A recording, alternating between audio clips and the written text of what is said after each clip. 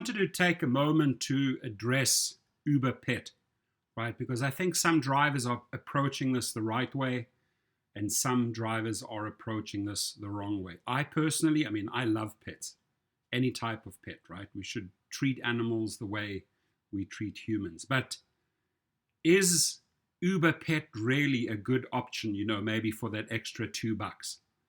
And the more I look at it, um, I don't think it's worth having a large, amount of pets and animals go through your car. The smell, the stench, future bad ratings, which will affect tips on normal trips. I mean, is it truly worth it? And again, that's nothing against pets, but if I read this here, this guy, F Uber Pet, we know what the F stands for. I better get a cleaning fee.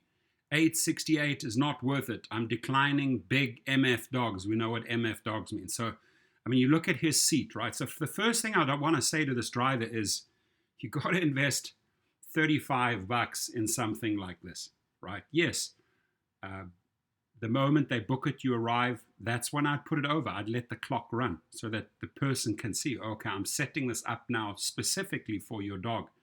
Now, big dogs, you can't decide right at, you're on Uber a Pet, you arrive.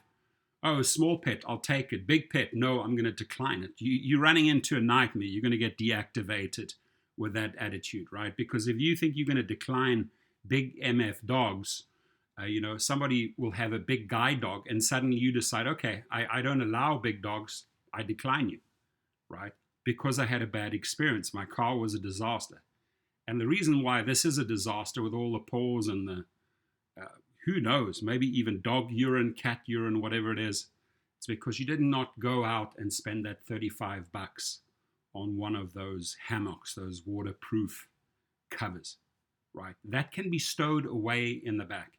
So if you're really into pets, if you think you're making money, with facilitating Uber Pet, okay, by all means, right? If you don't mind your car picking up an animal stench, because it will, after so and so many pet trips, it will definitely, then go for it.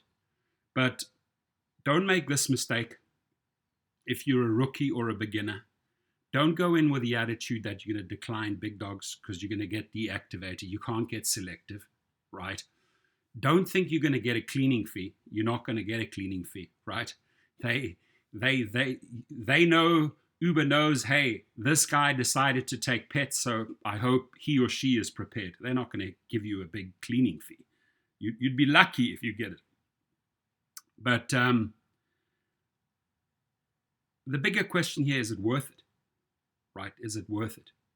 Because the one thing in a house, in a car, what you cannot get rid of, even if you live around a heavy smoker in a house or if you have a heavy smoker in a car, you will pick that up. Riders hate that, right? Getting into a car has the smell of urine, or it's like, what's going on here, right? Why does this car smell? And maybe you don't say anything, but you're so irritated, you give a bad rating and you just don't tip. It's not worth it. I don't think it's worth it. So I think there should be a whole separate service for animal transportation. They should set up a separate division, right? But to intermingle Uber pet trips with regular trips, you're just setting yourself up for disaster. And that's just my advice to rookies. And, you know, if this guy is upset, obviously he's super upset now after this incident. He's learned from this incident, right? It is a he. I checked out the posting. So my guess is just stop accepting Uber pets. Don't drive yourself crazy. But your feedback, I mean, what is your experience? What is your master plan? Do you have this down, right? Did you invest into something like this? I've taken dogs, LA to Vegas, for example. Guy paid me $1,300 to drive his two dogs up, right? Big Labradors. And I had all the necessary waterproofing covers so the dogs didn't destroy my car. And I stopped several times to let the dogs take a little piss on the side of the highway, right? But, I got paid $1,300 and there wasn't much of a stench left over. I left the windows open. But I would not go darting around town looking for Uber pet trips. For that $2, not worth it. Now, I want to give a shout out to my sponsor, Cova. They have a little prompter. It says, have questions, happy to help. Send them a question. Starts at $7 a month. Automatic mileage tracking, 24/7 health service, paid time off, sick leave, legal protection in case any of these companies deactivate you. Out go the legal letters from Legal Rideshare. And check it out. You can check out all the benefits and perks on the website. My link below gives you an extra free month. So check into getting a gig protection plan. And again, I would love to hear your feedback on pets. Do you have it down? Do you have a formula?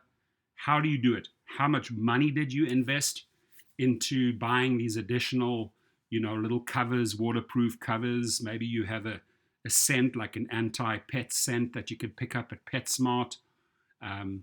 Let me know how you handle it so we can really help other people out there, other drivers. Have a fantastic day, and please stay safe.